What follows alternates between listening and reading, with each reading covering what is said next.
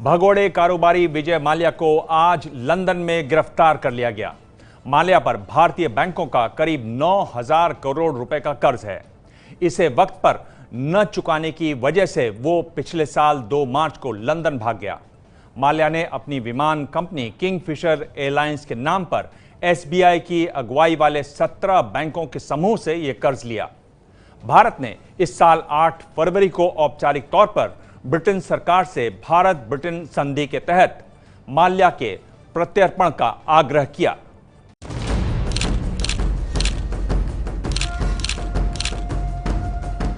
Central London का ये आलीशान बंगला भारत के भगोड़े विजय माल्या के लंदन में कई ठिकानों में से एक है। आज जब भारत में सुबह के 9:30 बजे थे तो स्कॉटलैंड यार्ड यानी लंदन पुलिस ने विजय माल्या पर बड़ी कार्रवाई की। आज सुबह विजय माल्या को बेलग्रेविया पुलिस स्टेशन में बुलाया गया, जहां पर कि वो अपने लॉयर के साथ उपस्थित हुए और जहां पर उन्हें लगभग 3 घंटे तक रखा गया। उन्हें फॉर्मली अरेस्ट किया गया। विजय माल्या की गिरफ्तारी भारत की तरफ से भेजे गए प्रत्यर्पण के निवेदन के आधार पर हुई। माल्या पर भारतीय बैंकों के करीब 9,000 करोड़ रुपए लूटकर भागने का आरोप है। किंगफिशर कंपनी का मालिक माल्या पिछले साल 2 मार्च को लंदन फरार हो गया था।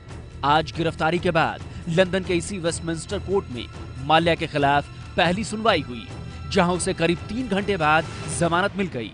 जमानत के लिए माल्या को करीब 5 करोड़ 33 लाख रुपए भरने पड़े। माल्या के खिलाफ कुल 3 मामले दर्ज हैं। इनमें से सबसे बड़ा केस प्रवर्तन निदेशालय यानी ईडी ने बैंकों के 9,000 करोड़ रुपए लेकर भागने के मामले में दर्ज किया है।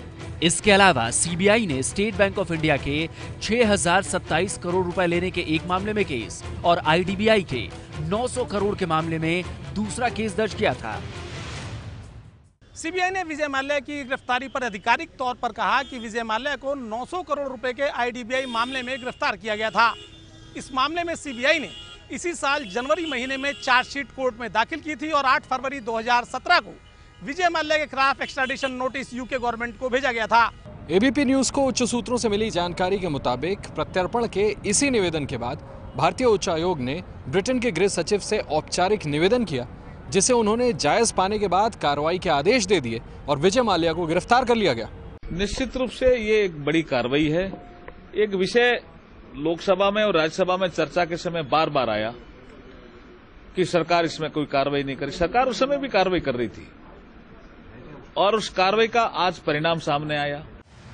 विजय माल्या के लंदन भागने के बाद से ही भारत सरकार पर माल्या को वापस लाने का दबाव बढ़ गया था। इसीलिए पिछले कुछ महीनों में सरकार और जांच एजेंसियों ने माल्या पर शिकंजा कसना शुरू कर दिया था। प्रवर्तन निदेशालय माल्या की करीब 9,000 करोड़ की संपत्ति अटैच कर चुका है। सुप्रीम कोर्ट की तरफ से माल्या को व्यक्तिगत तौर पर पेश होने का आदेश जारी हो चुका है, लेकिन इसकी परवाह किए बगैर माल्या पिछले 1 साल से लंदन में ऐश की जिंदगी जी रहा है। मैं पहुंच चुकी हूं विजय माल्या के सेंट्रल लंदन स्थित घर के बाहर, जो कि सेंट्रल लंदन के एक बेहद ही पॉश और बेहद ही एक्सपेंसिव इलाके में बसा हुआ है। ये घर जहां पर 18 और 19 नंबर लिखा हुआ है, काले रंग का दरवाज़ा विजय माल्या का घर है। और उसके बाहर जो गाड़ी खड़ी है ये है मर्सिडीज लिमोजीन मायबाक, गोल्डन कलर की है। विजय माल्या की ऑफिशियल कार है ये, तो इसका मतलब ये है कि विजय माल्या इस घर के अंदर ही है। गिरफ्तारी के बाद जमानत मिलने पर माल्या ने ट्वीट कर मीडिया पर निशाना साधा। माल्या ने लिखा कि हमेशा की तरह भारतीय मीडिया ने खबर को बढ़ा चढ़ाकर पेश किया, जबकि उम्मीद के मुताबिक आज प्रत्यर्पण केस की सुनवाई शुरू हुई। आज की गिरफ्तारी के बाद और बेल के बाद विजय माल्या भले ही अपने घर में आराम से अपनी कुर्सी पर बैठकर ट्वीट कर रहे हों, लेकिन ये मामला अभी तक ख़त्म नहीं हुआ है, क्योंकि यहाँ से सिलसिला शुरू हुआ है कोर्ट की डेट्स का। आज की इस बेल के बाद विजय माल्या को 17 मई को दोबारा से कोर्ट में उपस्थित होने के लिए कहा गया है। माल्या के पास आजीवन ब्रिटेन में रहने की इजाजत है, इसीलिए कोर्ट में उनके मामले में सुनवाई के दौरान ब्रिटेन की पूरी कानूनी प्रक्रिया निभाई जाएगी। ऐसे में बड़ा सवाल यही है कि क्या माल्या भारत आ पाएगा, और अगर आएगा तो कब तक? दिल्ली से आशीष सिंह और ओपी तिवारी के साथ लंदन से पूनम जोशी की रिपोर्ट।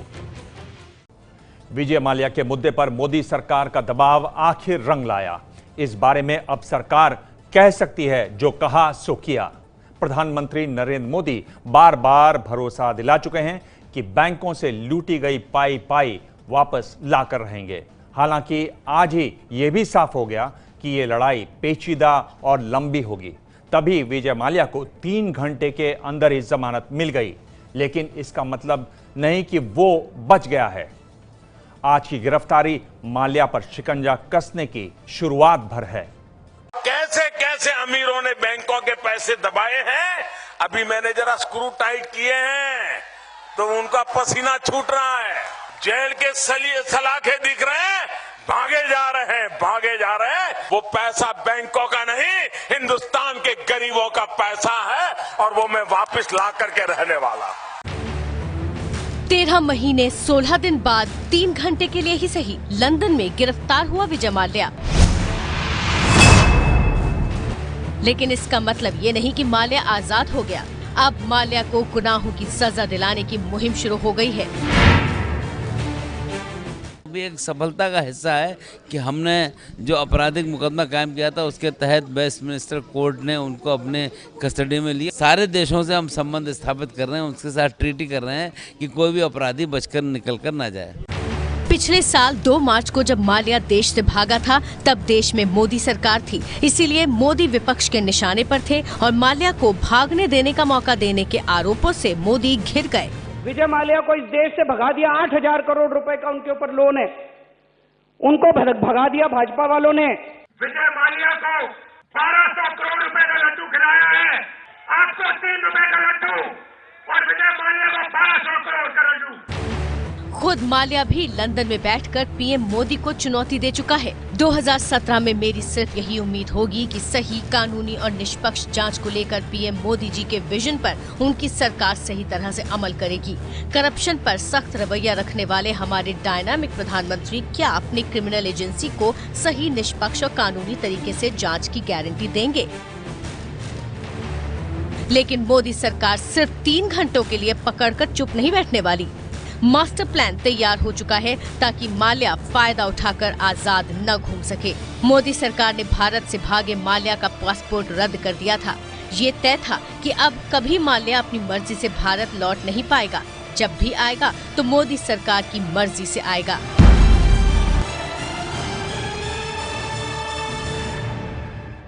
भारत से भागने के बाद लंदन से कुछ दूरी पर हर्टफोर्डशायर के तिवेन गांव में लेडी वॉक नाम के बंगले में माल्या ऐश कर रहा था, लेकिन वो इस बात से बेखबर था कि मोदी सरकार ब्रिटेन सरकार से लगातार माल्या को लेकर बात कर रही है। चाहे कहीं भी बैठा और कितना ही बड़ा आदमी क्यों नहीं, उसके खिलाफ सख्त कार्रवाई करेगी। और वो वहाँ का जो एक कानून, कायदे, एक्स्ट्रा टीटी और उसके सब फायदा अभाव में उठाते रहते थे, उनसे कोई नहीं बच पाएगा। विजय माल्या की एक्स्ट्राडिशन की प्रोसेस शुरू हो चुकी है। थेरेसा मे के इंडिया दौरे के बाद से इसमें इस बात को लेकर काफ़ी चर्चा हुई नरेंद्र मोदी के साथ थेरेसा मे की। और हाल ही में जब अरुण जेटली ने यूनाइटेड किंगडम का दौरा किया तो उन्होंने यहाँ के फॉरेन ऑफिस और होम ऑफिस से भी मीटिंग्स करी और विजय माल्या के एक्स्ट्राडिशन को लेकर काफ़ी चर्चा करी। अब विजय माल्या को एक्स्ट्राडाइट किया जाएगा या नहीं, ये देखना एक बहुत ही दिलचस्प बात होगी, क्योंकि यहाँ की जो कोर्ट्स हैं एक्स्ट्राडिशन को इतनी जल्दी जो है मंजूरी नहीं देती हैं। अभी तो माल्या जमानत पर छूट गया है, लेकिन मुकदमा शुरू हो गया है। अब कोर्ट में भारत सरकार को ये साबित करना पड़ेगा कि पैसे लेकर भागने का जो जुर्म माल्या ने हिंदुस्तान में किया वो ब्रिटेन में भी अपराध है। गवर्नमेंट ऑफ इंडिया जितने भी उनके डॉक्यूमेंट है वो सारे भेजेगी और मैजिस्ट्रेट उसकी इंक्वायरी होल्ड करेगा और इंक्वायरी के बाद मैजिस्ट्रेट पाता है कि कोई जुर्म ऐसा हुआ है जो दोनों देशों में जिसके अंदर सजा हो सकती है, तभी भेजेगा। दरअसल ब्रिटेन में प्रत्यर्पण को लेकर जो कानून है वो भगोड़ों के लिए इस जगह को स्वर्ग बना देते हैं। प्रत्यर्पण संधि का आर्टिकल 9 आरोपी को बचने के कई मौके देता है, जिसमें धर्म, नस्ल या राजनीति के आधार पर चलाए गए मुकदमे में आरोपी को प्रत्यर्पण से बचने का मौका मिल सकता है। इसके अलावा मानवाधिकार को लेकर सख्त कानून यहाँ पर रहने वाले हर निवासी को संरक्षण देते हैं। वहाँ पे ट्रायल में 2-3 साल कम से कम लगेंगे। जो नॉर्मल प्रोसीजर है कि ये जितने भी हम जैसे माल्या साहब के वकील चैलेंज करेंगे, जो डॉक्यूमेंट आएंगे वो डॉक्यूमेंट ठीक है नहीं है, और उसके अंदर 2-1 साल लग जाते हैं। लंदन कोर्ट से जमानत मिलने के बाद अब लंदन में उसके प्रत्यार्पण का मुकदमा चलेगा, जिसमें सीबीआई को वो तमाम दस्तावेज और साक्ष्य प्रस्तुत करने होंगे जिनके आधार पर विजय माल्या को दोषी ठहराया जा सके। यदि लंदन कोर्ट उचित समझेगा तो विजय माल्या को भारत प्रत्यार्पित कर सकता है। और इस बारे में विजय माल्या का क्या बचाव हो सकता है कोर्ट में, इस पर हम बातचीत करेंगे आगे। हमारे साथ हैं खास वकील जिन्होंने संगीतकार नदीम का केस लंदन में लड़ा था। वो बताएंगे कि आखिर विजय माल्या क्या बचाव कर सकता है। लेकिन उससे पहले रईसाना अंदाज में ऐशो आराम से सदी जिंदगी कैसे जी जाती है, ये कारोबारी विजय माल्या ने ही दिखाया। वो अपने बिंदास अंदाज को लेकर लगातार चर्चा में रहा। एक नजर माल्या के सफर पर, जिसमें शोहरत भी है और बदनामी भी। किंग ऑफ गुड टाइम्स का बुरा वक्त शुरू हो चुका है। भले ही गिरफ्तारी 3 घंटे की रही, लेकिन मोदी सरकार माल्या को वापस लाने के लिए जुट गई है।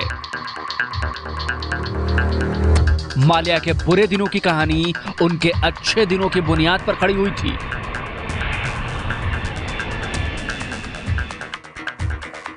डेंजर की दो शब्द है। These are for people who acknowledge that there's something in front that you can't quite overcome. I've never been taught that. A lot of competition, a lot of people who are after me all the time. I don't get cowed down. Vijay Mallya की हैसियत कभी 22,000 करोड़ की बताई जाती थी। शराब और beer के 50% कारोबार पर माल्या का कब्जा था। विजय माल्या ने ये एक असूल बनाया है अपने लिए और बिजनेस के लिए कि भाई मैं ही ब्रांड हूं। साल 1983 में पिता की मौत के बाद माल्या सिर्फ 28 साल की उम्र में यूबी ग्रुप के चेयरमैन बने थे। 2003 में उन्होंने किंगफिशर एयरलाइंस की शुरुआत की तो हवाई सफर में लग्जरी के मायने बदल गए। 2005 में पहली बार किंगफिशर एयरलाइंस ने दिल्ली से मुंबई के बीच उड़ान भरनी शुरू की। एक तरफ माल्या का सपना आसमान में उड़ान भर रहा था, तो दूसरी तरफ शराब का कारोबार दिन दोगुनी रात चौगुनी रफ्तार से बढ़ रहा था। माल्या ने 2005 में शराब कंपनी शॉ वॉलेस को खरीदा। अगले ही साल 2006 में बैगपाइपर विस्की, रोमानोव वोदका बनाने वाली कंपनी हर्बर्ट सन्स को खरीद लिया। इसके बाद ब्रिटिश शराब कंपनी व्हाइट एंड मैके को भी खरीदा। बिजनेस के साथ खेल पर भी माल्या की नजर रही। 2007 में फार्मूला 1 रेसिंग टीम स्पाइकर को खरीदकर उसका नाम फोर्स इंडिया रखा और आईपीएल शुरू होने पर royal Challengers Bangalore team 646 crore रुपए में खरीद ली। हाँ, मैंने बिल्कुल क्रिकेट खेला स्कूल में, कॉलेज में, और अभी तो बिजनेस में उतरने के बाद तो समय कम है तो क्रिकेट खेलने का मौका कम होता है।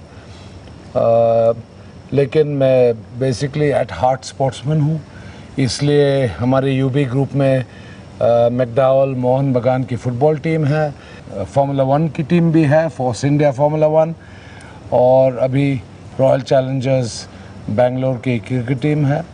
तो we are passionate about sports. ये है गोवा में माल्या का किंगफिशर विला। कभी माल्या की पार्टी यहाँ हुआ करती थी। अभी 73 करोड़ में अभिनेता सचिन जोशी ने नीलामी में खरीदा। दरअसल माल्या के लिए शौक बड़ी चीज रही। देश और दुनिया में ऐसे कई बंगलों के अलावा उनके पास ऊंची नस्ल के 200 घोड़े हैं, 220 बेशकीमती कारें और समंदर में सैर के लिए 450 करोड़ का जहाज है। बिंदास बिजनेसमैन माल्या अपने हॉट कैलेंडर के लिए चर्चा में रहे। हर साल उनकी कंपनी किंगफिशर टॉप मॉडल और फोटोग्राफर के साथ कैलेंडर छापती है। लेकिन यही माल्या की उड़ान को ग्रहण लगा। किंगफिशर एयरलाइंस ने एयर डक्कन का भी अधिग्रहण किया था। लेकिन 2008 के बाद किंगफिशर की उड़ान रनवे से फिसलती चली गई। 2009 में एयरलाइंस को 419 करोड़ का घाटा हुआ, जिसके बाद 100 पायलटों को निकाल दिया गया। इसके बाद हालात खराब होते चले गए और 2014 में किंगफिशर को पूरी तरह से बंद कर दिया गया। लेकिन बैंकों का कर्ज अब भी माल्या के ऊपर था। किंगफिशर एयरलाइंस के लिए एसबीआई ने 1600 करोड़, पंजाब नेशनल बैंक ने 800 करोड़, आईडीबीआई बैंक ने 900 करोड़, बैंक ऑफ इंडिया ने 650 करोड़, बैंक ऑफ बड़ौदा ने 550 crore, United bank of India ने 430 crore, central bank of India ने 410 करोड़, यूको बैंक ने 320 करोड़, कॉर्पोरेशन बैंक ने 310 crore, state bank of Mysore ने 150 करोड़, इंडियन ओवरसीज बैंक ने 140 करोड़, फेडरल बैंक ने 90 करोड़, पंजाब एंड सिंध बैंक ने 62 करोड़ और एक्सिस बैंक ने 51 करोड़ रुपए कर्ज दिए थे। इन 14 बैंकों के अलावा 3 अन्य संस्थानों के 603 करोड़ बकाया हैं और पिछले साल तक ब्याज मिलाकर ये रकम 9000 करोड़ रुपए पार कर चुकी है। 2013 में विदेशी कंपनी डियाजियो ने माल्या की यूनाइटेड स्पिरिट्स के 27% शेयर्स खरीद लिए थे, लेकिन एयरलाइंस के लिए कर्ज देने वाले बैंकों को एक भी पैसा नहीं मिला। माल्या ने डियाजियो से 515 करोड़ लेकर कंपनी के चेयरमैन पद से इस्तीफा दे दिया। इसके बाद 2013 में माल्या को विलफुल डिफॉल्टर करार दे दिया गया और मामला कोर्ट और वसूली ट्राइब्यूनल तक जा पहुंचा और इस बीच माल्या पिछले साल 2 मार्च को देश छोड़कर फरार हो गए। ये है एबीपी न्यूज़, आपको रखे आगे।